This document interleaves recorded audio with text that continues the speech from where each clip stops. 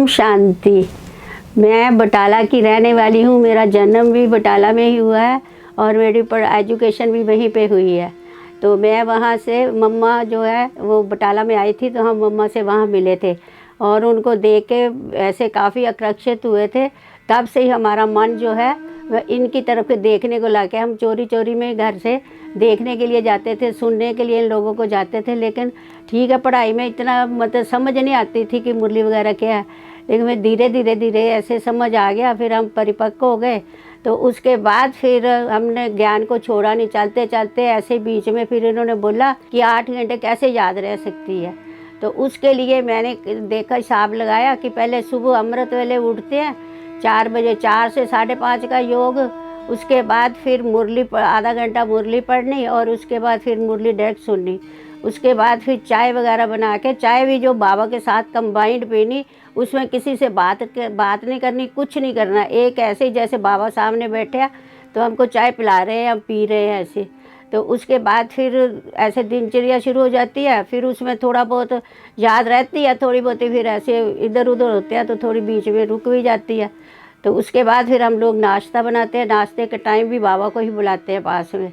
तो बाबा ऐसे होते हैं कि जैसे बाबा मम्मा दोनों मेरे पास बैठे हुए हैं जब हम खाना खाते हैं। उसके बाद फिर दोपहरी के खाने के बाद याद करते हैं। फिर उसके में 2 घंटे हम सो जाते हैं। फिर उठती हूँ, फिर 4 बजे शुरू करती हूँ। 4 बजे में करती हूँ कि जो मुरली होती है उसके मैं पढ़ के फिर उसके पॉइंट सारे लिखती हूँ। 6 बजे में टीवी में जो अपने मेडिटेशन आता है वो 6 से 7:30 में करती हूँ।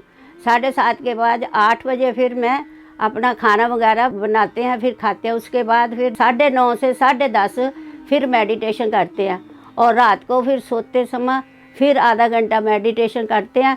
तो इससे 8 घंटे टोटल हो जाते हैं। अपना चार्ट पूरा पहले बनाओ कि इस टाइम हमने इस टाइम बाबा को याद करना है, इस टाइम ये काम करना है, इस टाइम ये करना है। तो आप लिखते जाइए कि हमने कितने घंटे बाबा को याद किया, किस टाइम किया। बाबा को याद करने की कोई मुश्किल नहीं, कोई आसन लगाने की ज़रूरत नहीं, कुछ नहीं करने की ज़रूरत है। आप बस खाते पीते सोते बैठते बस यही कहो कि मैं बाबा बाबा, मेरा हमेशा बाबा की याद रहेगी, कभी नहीं भूलेगी।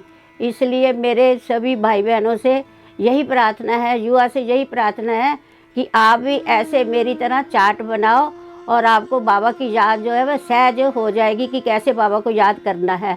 कोई मुश्किल नहीं बाबा की याद करने के लिए, कुछ नहीं। उसमें आपको साक्षात्कार भी कई होंगे जब आप बाबा की याद करोगे। बाबा से जब आप घूमने जाओ पार्क में तो ऐसे लगता है जैसे बाबा ने उंगली पकड़ी हुई है और हम सैर कर रहे हैं। तो ऐसे महसूस फिर होना शुरू हो जाता है। तो इसलिए सभी जो है अपना याद ऊंची करनी है, करानी है, तो उसके लिए आप अटेंशन उसके ऊपर देनी पड़ेगी। बस आपको थोड़ी सी अटेंशन दोगे तो कोई इस चीज़ में मुश्किल नहीं है, बहुत सहज है। हमको तो आदत पड़ गई है, जैसे चलते फिरते बाबा हमारे साथ ही घूम रहे हैं। मेरे ऐसे हार्ट की प्रॉब्लम हुई, हॉस्पिटल में हंसते हंसते गई। डॉक्टर बोलता कि तुम्हारे में कौन सी ऐसी विल पावर है, इतना दौरा पड़ा हुआ है तो आप हंस रही हो। तो मैंने कहा फिर क्या हो गया, हमारे बाबा कहते हैं एवर रेडी रहो। तो मैं एवर रेडी हूँ, जाना होगा चल जाएंगे, नहीं जाना होगा नहीं चलेंगे।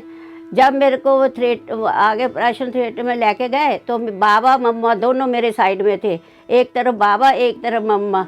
मेरे बाजू पकड़ा हुआ था तो जा रहे थे। एक तरफ मम्मा खड़े हो गए, तो जैसे मेरे सिर पे हाथ रखा तो बाबा ने कहा बच्ची कोई बात नहीं। तो डॉक्टर कहते हैं एंथीजिया आपको लगाए। मैं कहा लगाओ, क्यों नहीं लगा रहे एंथीजिया। कहते कुछ नहीं हो, मैं कुछ नहीं, मेरे को आप एंथीजिया लगाओ, आप अपना काम करो, मैं अपना काम करूँगी। तो कहते अच्छा फिर आप क्या बोल रहे हो मुंह में। मैं कहा ओम शांति बोल रहे हो, मैं बाबा की बाबा मेरे। कहते हैं अच्छी बात है, ये पता नहीं कौन सा मतलब ऐसे।